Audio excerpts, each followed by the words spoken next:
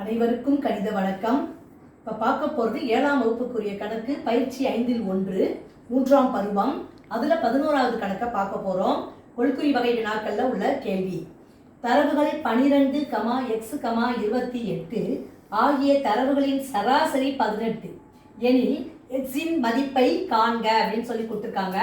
இப்போ சராசரி கொடுத்துட்டாங்க, தரவுகள் கொடுக்கப்பட்டிருக்கு. இதில் ஒரு தரவு மட்டும் நம்ம இப்போ கண்டுபிடிக்க போகிறோம்.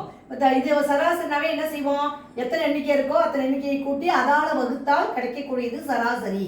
இப்போ 12 + x + 28 divided by 3 equal to சராசரி எவ்வளோ கொடுக்கப்பட்டிருக்கு, 18ன்னு கொடுத்துருக்காங்க. இப்போ பாருங்க, இந்த 12ஐயும் 28ஐயும் கூட்டினால் 40. 40 + x ஈக்குவல் டு இந்த 18 அப்படியே போட்டுக்கிறேன். வலது புறத்தில் கொண்டு போகிறப்ப இந்த 3 வகுத்துக்கிட்டு இருக்கிறது அங்கே வந்தால் பெருக்கலுக்கு வந்துடும். இப்போ பார்த்தீங்கன்னா 18 3ஐயும் பெருக்கினால் 54.